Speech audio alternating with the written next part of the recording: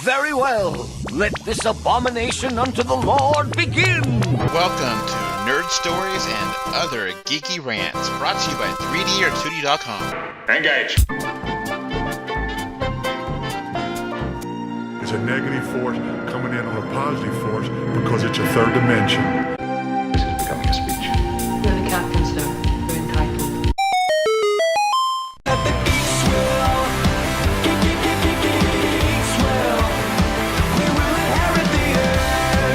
You think your Commodore 64 is really neato? What kind of chip you got in there, a Dorito? Let the nerds take over!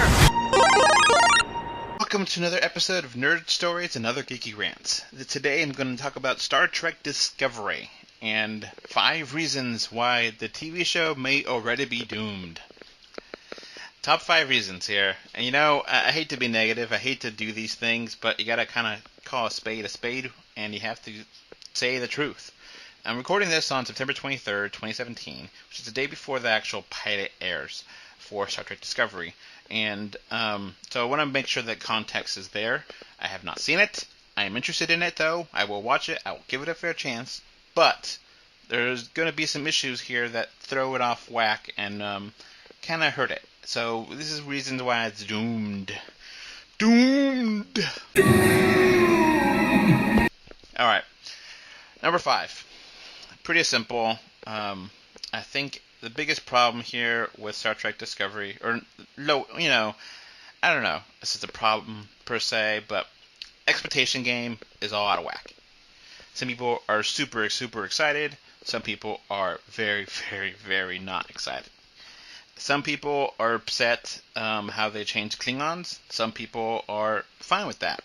Some people, are fine how, I don't know how to put this. The show is all over the place, and they have done a poor job of explaining things and really setting it. So it's just one of those things where people don't know how to feel about this. They've seen some things about it here and there, and they know the expectations game is all out of whack. And that's one of the main reasons why the show's doomed, because people don't know if they expect too much, they get disappointed. If they expect too low, well, maybe they'll be alright, but they don't want to necessarily, Star Trek fans don't want to assume the worst, so you can't help but to be excited for a new Star Trek show. But the expectations game kind of ruins things. If you're disappointed, you don't want to see more of it. And it's just hard to really get why a show is, if it's good or bad. It's hard to judge it fairly, it's very unfair to the show to have such weird expectations. So that's going to be it for number 5. Let's go number 4. It's trying too hard to be politically correct. Now, don't get me wrong. Star Trek has always been a politically correct show. If you go back, you'll kind of see it. They kind of invented the term before it even existed. They've always been respectful of new cultures and new ideas and new alien species, and trying to show dignity and respect to different things and have a, honor about things, how they present themselves. So the problem is, right now, they mentioned, people asked in interviews, Star Trek Discovery, does it have any gay characters? And the director, people behind it said, oh yeah, you betcha. And, it doesn't really matter if the characters are gay. Let them be gay. Who cares? That's fine. But it doesn't need to be put up into people's faces. People don't want to watch preachy shows. Star Trek is a preachy show, but it always tries to do the preachiness on the side or invisible, or make it really smart so that way, you're not being preached to. And it sounds like they're really going after being preachy, which I understand. That's part of Trek. Some of the more recent movies haven't really had some of the philosophy or theology and some of the ideas, the greater good kind of things. But if they're trying too hard, if they're going to be upfront about it like that, it's just going to be really annoying to watch. And I think that's going to be a big problem here, where they're just hammering you over the head with this week's preach, and it's just like, you could have it done in the story, you could be subtle about it and make it work. But if you be in people's faces about it, it could get really annoying. Alright, so number 3. The number 3 reason why Star Trek Discovery is doomed is because of the Star Trek curse. Alright, so the Star Trek curse. The original Star Trek and the animated series, which I'm going to basically assume the animated series is season 4 or season 5 of Star Trek original, because it's not really its own thing. Anyway, Star Trek Next Generation, Voyager, Deep Space Nine, and Enterprise all struggled the first season, and to a lesser extent the second season. It wasn't until the third season that most of these shows became really good, if not great shows. I'll let you be the judge and say which shows are the great shows and which shows are the not so good shows. But it does take a while for newer Trek shows to develop and to get the characters to work well together, and for the writers to really know what they have to do, and budget and everything. They got to know how they can make the show work. So it takes a while, and people don't have that patience anymore. Right now, we're living in a golden age of TV, where a lot of great TV shows have a first season that is just phenomenal, and you want to watch more of it. A lot of shows, don't get the 2 or 3 year cycle before they get good. You don't have that option anymore. If you suck right off the bat, people are not going to give you another shot. Look at Enterprise. Enterprise was kind of weak the first season. I'll admit to that. It was better in the second season, but it didn't hit its stride until the third season. And it ended with a great fourth season. And a lot of people gave up on it right away. They're like, nah, pass. And they missed out. And people don't want to look back, but Next Generation had a rough start. I love that show. I love the characters there. But the first season, Data is really goofy as a character. Picard is just a jerk most of the time. He's very unlikable. Troy is really super emotional. It just doesn't work. The first season, maybe 2 seasons of Next Gen are pretty bad. There's some good stuff there. It becomes an amazing show, but it starts rough. So I'm worried about Star Trek that it's not going to have that opportunity to really be taken care of. So on to number 2. The number 2 reason why Star Trek Discovery is doomed is because it's set 10 years before Kirk. So the problem is ultimately it puts the writers into a box. It limits the creativity of the show, and it causes them to have problems knowing how to really do a show that's still in the continuity of the original series and the original, timeline of Star Trek. It's not in the Kelvin universe like the, recent movies. It's still set in the Star Trek normal verse, not in the... And this problem here, 10 years before, so you could do some stories, but of course you can't do that many stories because you don't want to be tripping over stuff that actually happens in the original series, and you don't necessarily want to have a lot of allusions to the original series, a lot of, hey, this is going to happen, maybe not now, maybe in 15 years, it's going to get corny real quick. So they kind of limited themselves, and they already started to retcon things. The Klingons look way different from either Next Gen or the original series. I would have been fine if maybe they have some kind of explanation here. And of course, the main character is Spock's half-sister or step-sister, and that's never been there, so they're changing that. So that's going to be a problem here, where you have to change things. I'm fine making things work and tweaking storylines, but you should have just seen the writing on the wall and not tried to be so close to another show.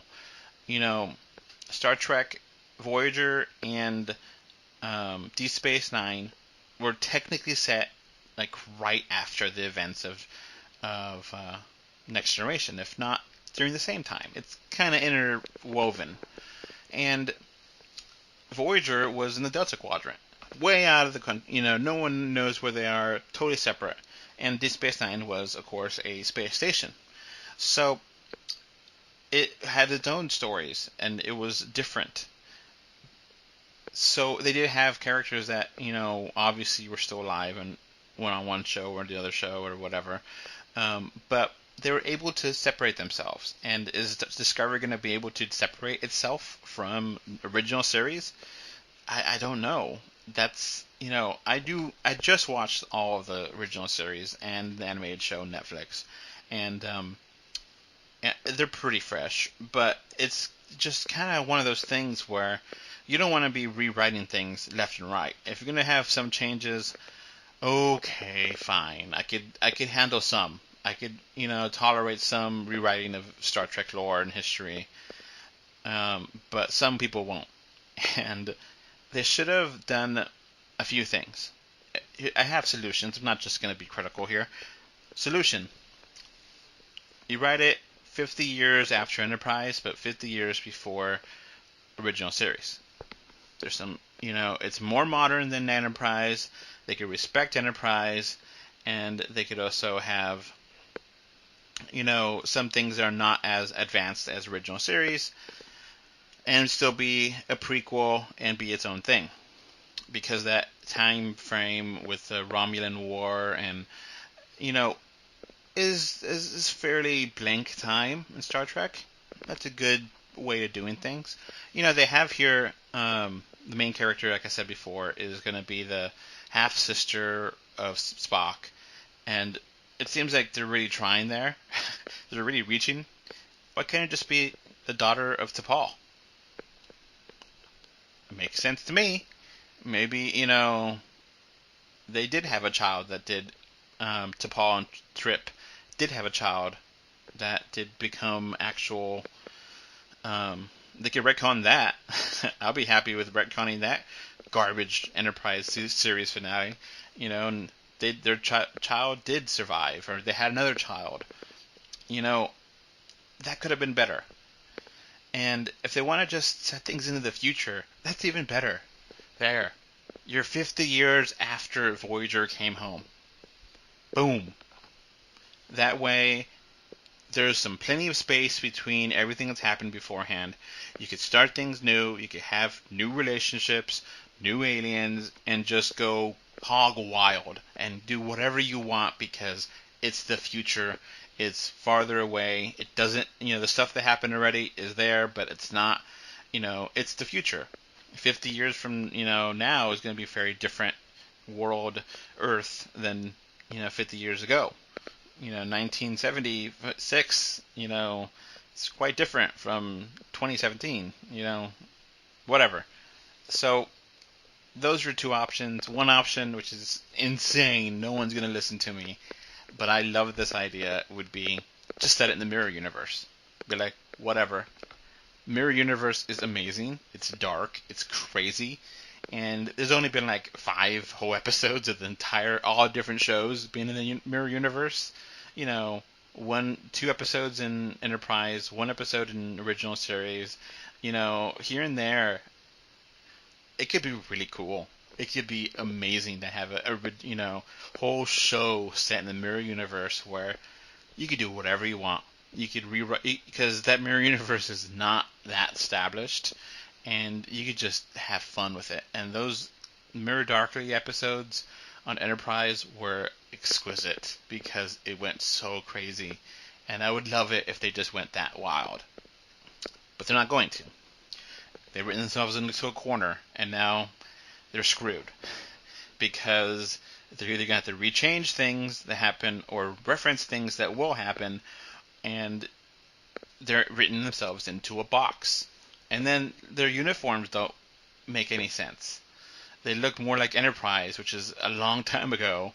Then they should, fashion changes, but they should at least somewhat resemble the original series if they're going to be back, 10 years before.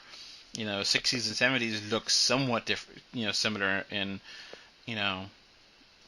fashion. So I'm worried about that. That's what I'm really worried about, being doomed, that they don't know what to do with the stories because they screwed themselves. And with having it set 10 years before Kirk, because we do technically have a time period with the cage, so Spock and the Enterprise crew technically were already out there.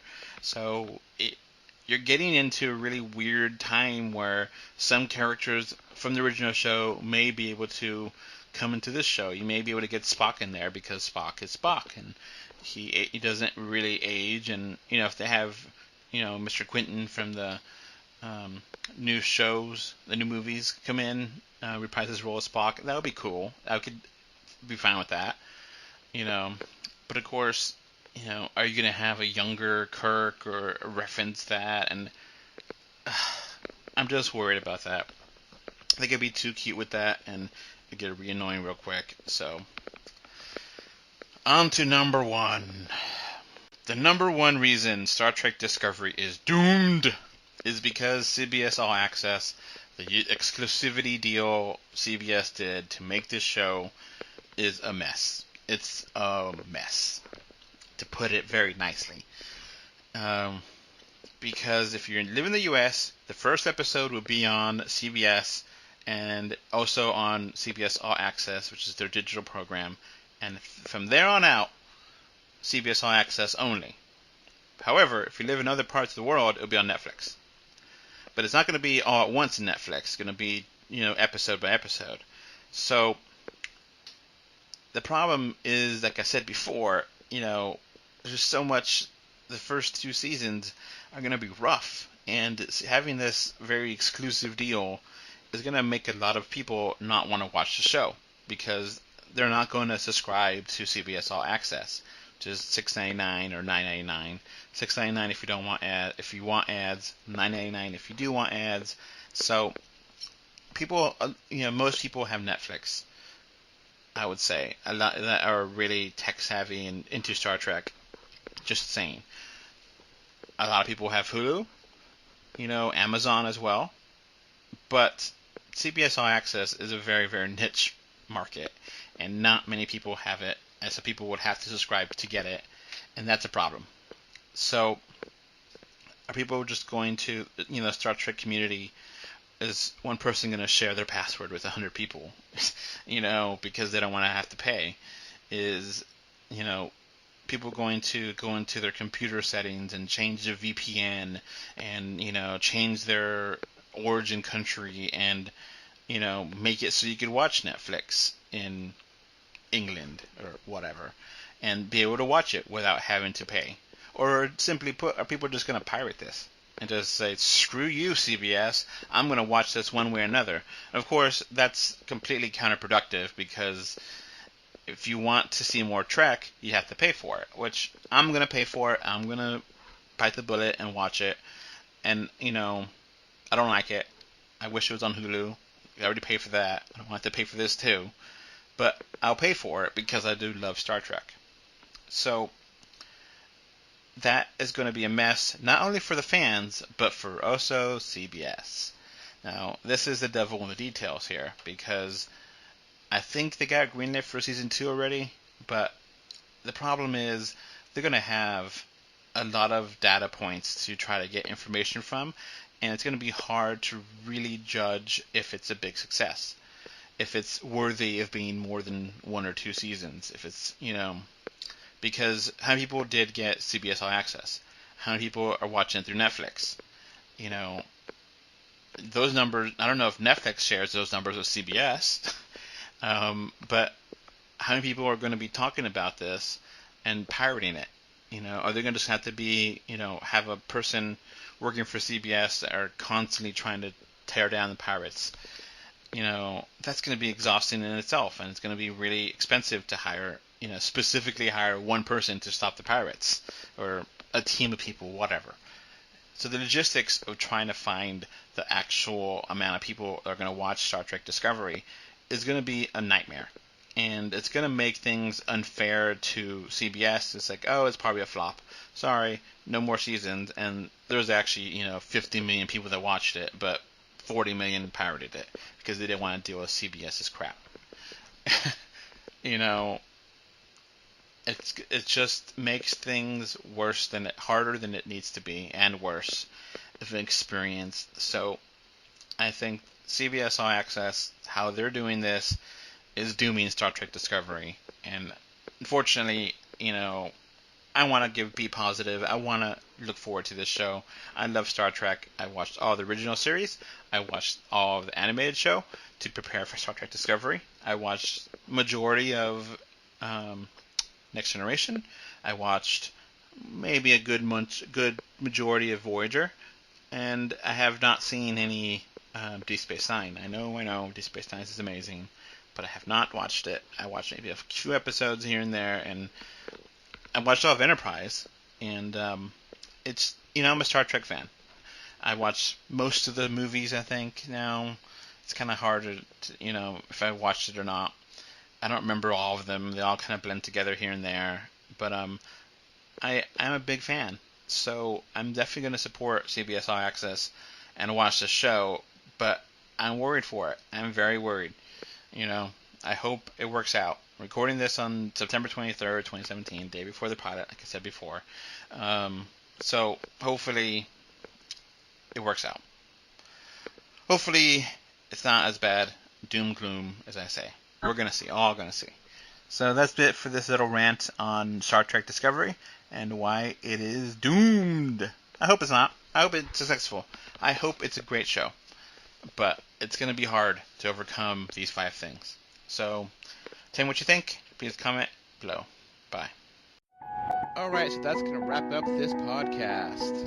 Remember to like, comment, favorite, subscribe, love, whatever. Heart it, do something. 3D or 2D.com can be found on Facebook, Twitter, Instagram, YouTube, iTunes, Google Play, Stitcher Radio, and SoundCloud.